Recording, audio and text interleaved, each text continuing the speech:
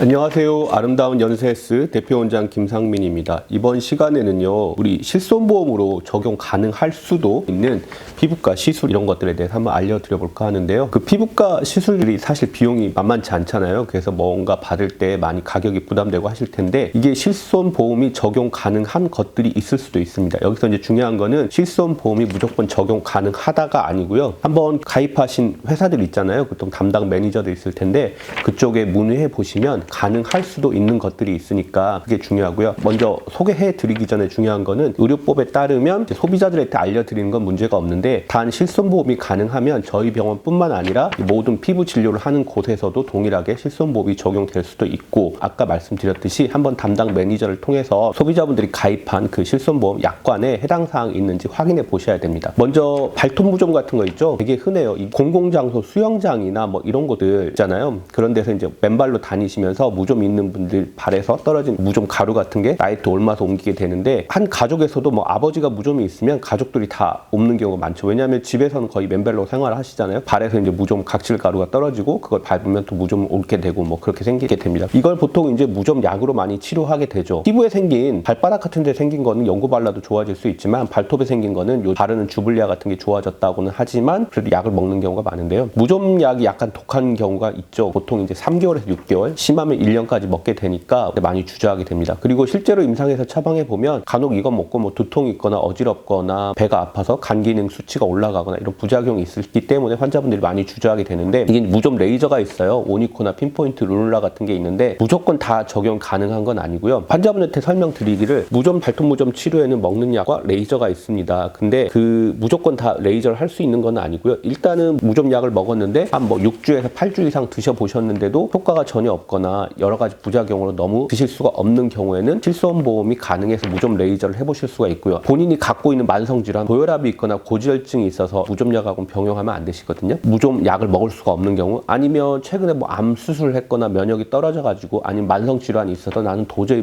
무좀약을 먹을 수가 없다고 하는 경우, 기타 뭐 여러 가지 복용하고 있는 약물들이 무좀약하고 같이 드시면 안 되는 경우, 간이 안 좋거나 심장이 안 좋거나 기타 다른 장기들이 안 좋아서 무좀약을 먹으면 안 좋다고 의료진이 판단하는 경우, 여러 가지 상황이 있을 수가 있어요. 환자분들이 그런 상황이 있으면 한번 가까운 피부과 방문하셔서 내가 이런 상황이 있는데 무좀약 먹기는 많이 주저된다 하시면 담당 의료진이 판단해서 이분은 무좀약 먹기는 좀 그렇다 하면은 무좀 레이저를 권해볼 수가 있고요. 이런 경우에는 이제 그 병원에서 소견서나 진단서 같은 걸 작성해 주겠죠. 그리고 또 무좀 검사를 시행합니다. 그 진균 도말 검사를, KOH 검사를 해서 뭐 양성으로 나오고 하면 그분은 합법적으로 무좀 레이저를 받아보실 수가 있습니다. 요즘에 보면 실손보험 회사들이 이제 무좀 레이저 환자들이 많이 하면 아무래도 자기 회사들에서 비용이 나가니까 싫어하시잖아요. 예전에는 이제 무턱대고 많이 하는 경우가 있었는데, 그래도 요즘은 약을 먹을 수 없는 사유가 명백히 있고 무좀 검사를 해서 무좀으로 나오고, 그리고 시즌으로 보더라도 명백히 무좀이 확실하고 하면은 무좀 레이저를 받으시는데 문제는 없습니다. 잘 알고 대처하셔야 되고요. 두 번째로 키오모라는 게 있는데, 키오모 플러스 이거는 어떤 때 쓰냐면요, 오늘 뭐 당뇨병성 궤양 환자나 화상 입었을 때 사용해주면 상처가 보수 환경을 잘 유지할 수 있고 상처가 잘 낫거든요. 그래서 이거를, 근데 우리가 이제 건조 피부염이나 뭐 습진이 있거나 아토피 피부염이 있거나 지루 피부염이 있거나 이런 상병이 있고, 또 환자분이 주관적으로 느끼시기에 얼굴이 많이 가렵고 따갑거나 뭐 붉어지거나 삼출물 진물이 있거나 여러 가지 기타 증상들 중에 뭐 해당 사항이 있으면 실손보험으로 이걸 받으실 수가 있어요. 이런 것도 한번 뭐 있으니까 받아보시면 좋고요. 초기에 나왔을 때는 이거를 좀 악용하는 피부과 병원들이 많이 있었어요. 예를 들어서 이거를 한 번에 키오모를 한 200만 원 정도를 티켓팅하게 하고, 그걸로 실제로 뭐 키오모는 안 하면서 다른 뭐 보톡스나 필러, 피부 레이저 기미 같은 시술을 해줬던 거죠. 이런 것들 때문에 말이 많았는데, 요즘은 피부과에서도 한 번에 그렇게 많이 티켓팅을 하면 안 되고요. 그 실손보험 회사에서도 실제로 영수증을 가져오라고 해요. 처음에 한 번에 뭐 200만 원 이렇게 끄는 데가 있으면 그런 건 불법적인 것이죠. 이런 거는 사실 환자분들도 이제 뭐 레이저 같은 걸 받고 싶은데 약간 비용이 부담되니까 이런 편법적인 거에 많이 같이 병원과 같이 응하는 경우가 있는데, 혹시라도 이런 걸 권하는 병원이 있으면 절대 그런 걸 응해서는 안 됩니다. 이게 나중에 다 문제가 될 수 있으니까요. 실제로 아까 제가 말씀드린 상병이 있고 그런 증상이 있었을 때 실손보험이 적용할 수도 있다는 겁니다. 그리고 세 번째로 뭐 MD 제품들이 있죠. 아토베리오나 피지오겔, 제로이드 이런 것들이 있는데, 과거에는 환자분들이 많이 실손보험 적용이 됐죠. 근데 요즘에는 이것도 많이 까다로워져 가지고요. 딱 본인이 쓸 만큼만 가져가셔야 돼요. 얼굴은 뭐 한 달에 1개 정도, 몸 같은 경우는 뭐 한 달에 1~2개 정도 가능하고요. 옛날에는 이걸 악용하는 분들이 많이 가져가셔가지고 가지고 뭐 대파는 게 있었어요. 요즘에는 실손보험을 너무 많이 이용하시는 분들도 있고 하니까는 이제 그쪽에서도 많이 깐깐하게 하죠. 그래도 불구하고 이걸 또 사가셔가지고 대파는 분들이 있기 때문에 보험회사에서도 실제 병원에서 그 뚜껑을 따서 병변에 발라줘야 돼요. 그러면 이제 뚜껑을 따면 밖으로 대팔 수는 없잖아요. 그렇게까지 하기도 하는데 너무 좋은 제도는 악용하면 안 될 것 같아요. 아토피나 뭐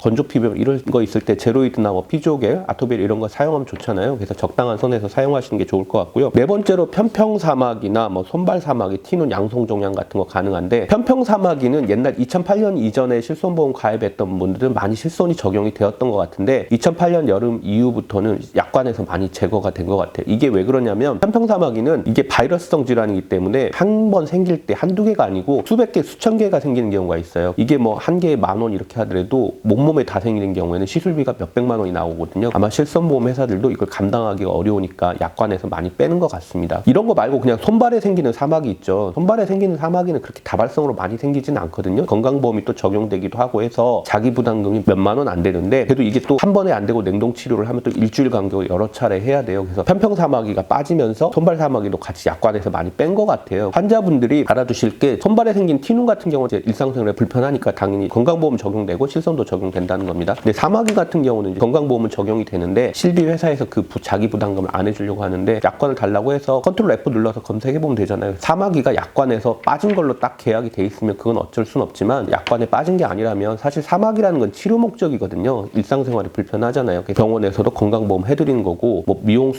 미용시술처럼 부가세가 받는 것도 아니고 그래서 이거는 의사분들이 소견서만 잘 써주면 약관에 다 빠진 게 아니라면 실손보험이 적용 가능하지 않나 생각이 됩니다. 소견서 적어드릴 때도 저희도 치료 목적이라고 적어드리거든요. 그게 또 의료법상 문제도 없고 합법적인 거라고 생각하고요. 편평사마귀도 만약에 뭐 2008년 이전에 가입하신 분들이라면 뭐 비용이 좀 많이 나오더라도 우리가 하루에 보장받을 수 있는 공제 한도가 있잖아요. 실제로 그 공제 한도 내에서 시술 부위가 엄청 많을 때는 나눠서 하면 합법적이고 의료법상 문제는 없다고 생각합니다. 한관종 같은 것도 있는데 한관종도 사실은 이제 약간 보면 이건 미용이라고 보기가 약간 아리까리한 경우가 있어요. 상세불명의 피부 양성 신생물 실손보험이 적용할 수도 있는데 저도 가끔 이거 할 때는 코드 잡아드리고 옆에 한관종이라고 써가지고 소견서나 진료를 해서 적어드리고 이거는 한번 실비회사 담당자랑 상의해 보시라고 이거는 미용이라고 전적으로 보긴 어렵고 그래서 부가세도 안 붙일 수도 있고 상의해 보시고 저희가 소견서 해드릴 테니까 실손보험 받으실 수 있으면 그렇게 하신 게 좋고 안 된다 하면 잡이라도 이게 뭐 크게 문제되는 건 아니지만 미용상 보기 안 좋으니까 시술하는 거거든요. 그래서 하시면 좋을 수 있다라고 말씀드리고 있습니다. 가끔 저희가 이런 거 이제 유튜브 찍어서 제가 올리면 김이나 여드름, 보톡스, 필러 같은 거 실손보험 안 드냐고 물어보시는 분들이 있는데요. 그런 시술들은 미용으로 보기 때문에 부가세가 붙고요. 이런 것들은 실손보험이 되지가 않습니다. 자비를 이용해서 하셔야 되고요. 합법적으로 받을 수 있는 것들만 받고 그것도 너무 과하지 않은 선에서 정당하게 받을 수 있는 선에서 하시는 게 좋지 않나라고 생각됩니다. 이번 시간에는요. 꿀팁이 될 수도 있는데 실손보험 다들 가지고 가시잖아요. 그거에서 합법적으로 받을 수 있는 적용 가능할 수도 있는 시술에 대해서 한번 알려드려 보았습니다. 감사합니다.